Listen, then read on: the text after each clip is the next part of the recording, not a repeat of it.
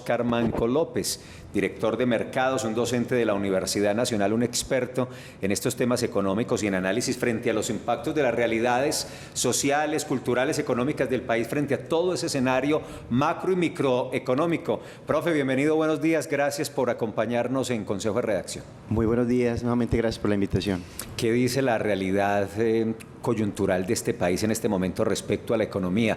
¿Esto para dónde va? ¿Esto qué tendencia tiene en este momento de acuerdo a los elementos que están en el escenario actualmente? Bueno, en realidad hay varias cosas que han venido ocurriendo. Paradójicamente el tema de la inflación no es un tema solo colombiano, sino internacional. Estamos viendo que la inflación superando un 9%, básicamente se convierte en una especie de impuesto para la gente más necesitada. Creo que Colombia y en general los países latinoamericanos, incluso los países que tienen niveles de ingresos más altos, pueden tener en ese control de inflación, de hecho, unas afectaciones a las clases medias y bajas muy grandes y significativas que en este momento, sin lugar a dudas, se convierten además de un elemento importante en el debate para las elecciones, también un elemento importante a considerar después de que el nuevo presidente asuma la presidencia. Profesor, ¿cuál es ese asunto urgente, ni siquiera necesario, sino urgente que se debe abordar desde el inicio del próximo gobierno, porque ya en este pues lo vemos muy complejo, para la economía del país? Bueno, hay diferentes frentes en realidad desde nuestro punto de vista y uno de ellos es precisamente el tema inflacionario que está bastante desbordado. Estamos alcanzando niveles que incluso no se veían en Colombia hace cerca de 20 años. Sí. En Estados Unidos incluso no se veían esos niveles desde hace más o menos unos 40 años. Entonces, ¿cómo atacar ese elemento inflacionario? Sin embargo, las políticas desde las propuestas económicas que tienen los candidatos son muy similares, siguen siendo bastante intervencionistas. Y digamos que desde la economía uno puede visualizar algo que se llama el mecanismo confiscatorio. ¿Y eso qué es? Como a la gente no le incentivan a que genere riqueza. Muchos candidatos, en su gran mayoría, hablan del incremento de los impuestos a las grandes rentas, pero ¿quién define una gran renta? Sí. ¿Por qué no hablar más bien de una renta que de alguna manera pues, ha generado rentabilidades también en el derrame económico? Y en virtud de eso, pues digamos que el ejercicio siempre va a ser controlar la inflación, pero a través precisamente de los temas, bien sea fiscales o de gasto, que es una especie de espiral algo negativa que siempre se genera. Entonces, de entrada, una cosa es cómo le vamos a mejorar las condiciones de vida de las personas hoy en día, y además de eso pues sería una cantidad de cosas, temas pensionales, temas incluso relacionados no solamente con el control de los precios, sino también como de qué manera vamos a llegar a una estabilidad que le permita a la gente generar ingresos y por supuesto llegar a niveles también de equidad, más allá de la igualdad incluso. Y eso es un reto importante que en este momento los candidatos tienen y que estamos esperando pues que incluso las propuestas se vayan decantando hacia ello. ¿Usted no ha visto las propuestas en ese sentido? ¿No las ve claras? Que nos decía la vez pasada que estaba como difícil en ese sentido. Honestamente son muy similares, pues unos hablan de que van a incrementar impuestos, otros hablan de que los van a incrementar pero más poquito, unos hablan de que van a hacer una intervención al tema pensional, otros hablan de que la van a hacer pero de una manera más parcial. Entonces las propuestas son muy similares y todo atiende siempre al ejercicio intervencionista, siempre intervenir, y esa intervención es lo que de alguna manera ha generado estas espirales tan negativas que hoy por hoy nos encontramos. Bueno, pues esa es justamente la pregunta, Óscar, que le estamos formulando a nuestros televidentes, si creen pues que va a mejorar este panorama, que va a empeorar o que va a seguir igual. ¿Usted qué cree? Bueno, en realidad, digamos que dadas las condiciones hoy por hoy, no solo locales, sino internacionales, yo veo muy complicado que la economía reaccione en el corto plazo. Todo dependerá mucho, y eso pues no es para nada de desconocer, todo dependerá mucho de las decisiones que no solamente tomen las grandes potencias, sino también de qué manera nos vamos alineando nosotros como economía emergente hacia esas decisiones. En Estados Unidos, por ejemplo, se viene incrementando la tasa de interés ya por fin después de cerca de 20 años, y eso de alguna manera pues ha presentado un control justamente al tema de precios, y no podemos olvidar que Estados Unidos es nuestro principal socio comercial. En virtud de eso, ¿de qué manera vamos saliendo de esa especie de bucle negativo? Será determinante para el futuro de estos países de la región. Profesor, ¿cómo explicarle al televidente que el gobierno sale con bombo y platillos y dice que incremente el salario mínimo un 10%? Y con seguridad hoy que van estos meses, van 5 meses, menos de 5 meses en el año, la inflación está llegando a ese 10, lo que quiere decir que al final del año va a ser peor, es decir, la gente sigue quedando pagando. ¿Cuánto creería usted que habría que subir o cuál es la estrategia para que no pierda el valor el dinero en el tiempo? Mire, yo creo que uno tiene que partir de la siguiente premisa. Cuando uno de pronto está arrancando estudiando esos temas económicos, uno dice, bueno, y si el gobierno tiene una deuda tan grande, ¿por qué no prende la máquina y saca billetes y los imprime para que la gente tenga plata y en circulación? Esto lo que genera es un impacto de exceso de liquidez. Y en Colombia y nuestros países no somos propensos al ahorro, sino que salimos a consumir. Y en virtud de eso, si se incrementan esos niveles de demanda, vamos a tener implicaciones de alza en los precios de bienes y servicios. Entonces, la solución no es incrementar salarios mínimos al 30, 40, 50%. Lo vimos, de hecho, en países de la región. Venezuela, por ejemplo, Venezuela, el caso más lo adelantó. evidente. Y claro, uno siempre trae a colación ese tema, pero digamos que es el más, yo creo que se puede correlacionar. Entonces, hay un indicador interesante en el mundo que se conoce como el indicador de la miseria, donde se mide la inflación y el efecto del desempleo. Entonces, cuando sumamos inflación más desempleo, pues Venezuela está desbordado, está superando de hecho el 6.000%. Colombia en este momento, haciendo esa regla sencilla, pues tenemos una inflación cercana al 9%, un desempleo del 2%, estaríamos alrededor del 21%. De hecho, estamos incluso por encima de la media en ese valor de miseria, ¿cierto?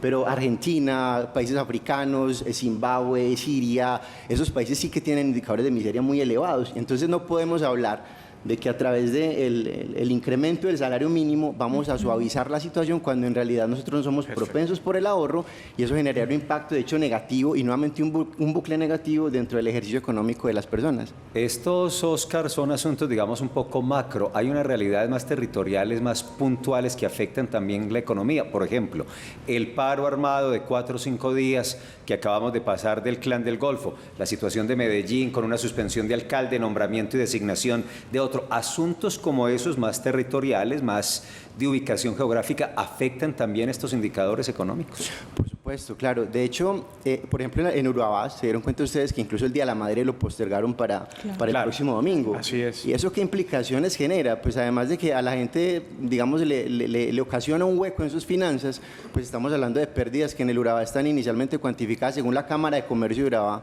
alrededor de 230.000 millones de pesos. Para una región que es la tercera región más importante en Antioquia, eso es tremendamente determinante, y la economía tiene que ser circular.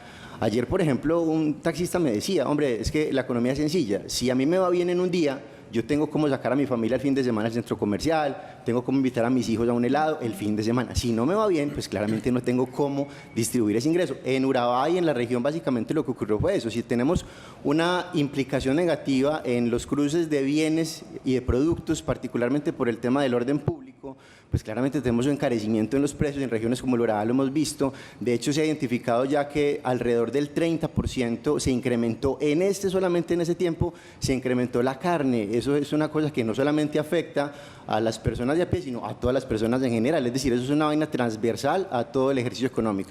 Óscar, ustedes los economistas son muy racionales, porque se soportan en las cifras, en las curvas, en las realidades. ¿Usted personalmente está esperanzado, desesperanzado con esta realidad y específicamente con el futuro económico del país? A largo y corto plazo. Acábenos de matar. Hágale pues.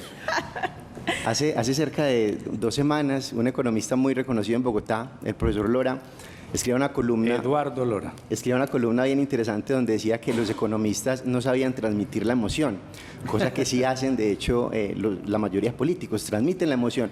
No importa que estén contando cuentos dentro del país de las maravillas, pero están transmitiendo la emoción a la gente. Entonces, digamos que bajo las cifras actuales, el panorama en el corto plazo a mí se me hace un poco desesperanzador. Sin embargo, también estamos en ciclos económicos, y los ciclos económicos desde la estadística tardan aproximadamente 5 años. Claro, algunos me dirán, bueno, Estados Unidos llevaba 20 años. Exacto. Desde la crisis del 2008-2009, más de 20 años, bueno, cerca de 20 años, y eso de alguna manera pues genera también una situación un poco compleja para lo que se avecina, pero en función de esto, y también estoy estimando y estimamos que no va a ser tampoco eterno, pero la situación en el corto plazo sí se avisora bastante compleja. Y este proceso electoral específicamente, profesor, ¿de qué manera afecta esas perspectivas en la economía? Bastante, además de que las condiciones de riesgo se incrementan. Un inversionista, por ejemplo, extranjero, hoy por hoy, si quiere hacer inversión en infraestructura, en el caso colombiano, no va a exigir el 10, 11%, sino que seguramente se va a subir hasta el 20%, porque hay riesgo, hay incertidumbre. Entonces, además de cómo nos ven afuera, es como nos estábamos percibiendo desde adentro. Si las condiciones de riesgo se incrementan, claramente entonces las exigencias de rentabilidad se van a incrementar, y además no todas las personas van a tener la posibilidad de realizar inversiones tranquilas.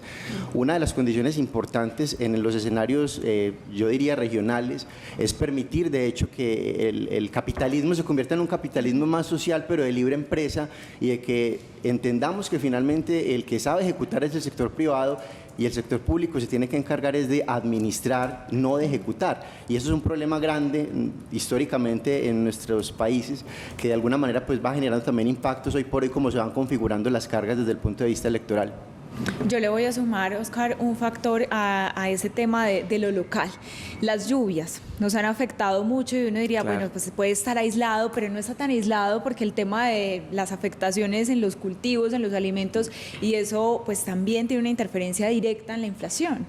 Claro, por supuesto. De hecho, nuevamente con el tema de las elecciones hoy por hoy, es irresponsable cuando se habla desde el desconocimiento o incluso cuando se entrega un dato equívoco y se asume que es real, y eso la gente lo va repitiendo.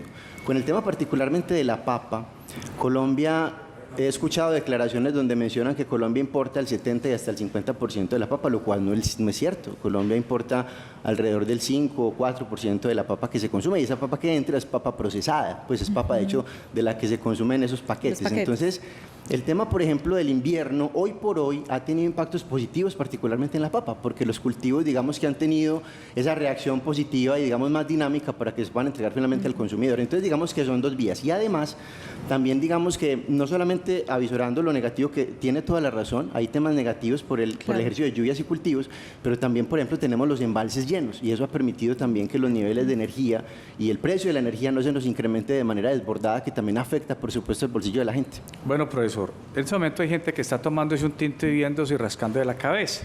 Pero dentro de esta gente hay uno que dice, yo tengo una platica guardada, me liquidaron de la empresa, vendí una finca, tengo una platica, ¿qué hago con esa plata? ¿La guardo, la ahorro, la invierto en qué? Dólares, Compro euros, compro acciones. euros, Bitcoin, monto una- Debajo del colchón. Debajo del colchón, un Podría ser otra emprendimiento, ¿qué hacer? O sea, hay que aterrizar esto en la economía y volverla más...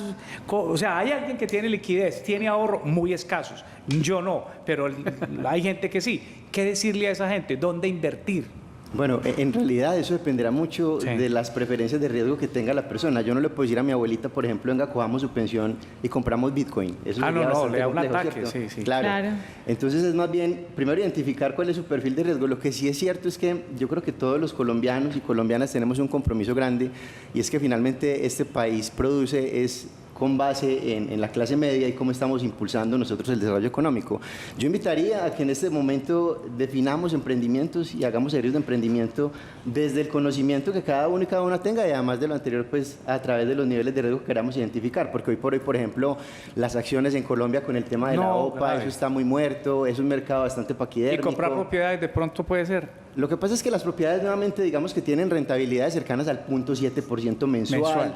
No está mal, pero también digamos una persona que quiera ganarse un 15-20% tendrá que pensar otras alternativas. Sí, no es Lo que por sí ahí. es cierto es pilas con esos esquemas de captación Ponzi. lo hemos que- hablado aquí, sí, las pirámides. total. Claro, y claro. entonces claro, le ojo. venden a la Sí, gente el humo mucho. de que a través del Bitcoin y las criptomonedas, eso sí también hay que tener mucho cuidado porque hay mucho vivo por ahí tumbando a la gente. Oh, mucho vivo, hay más aviones y más bandidos por ahí Ay. bregando a quitarle la platica a los otros. Profe, agradeciéndole mucho antes Muchas de despedirlo.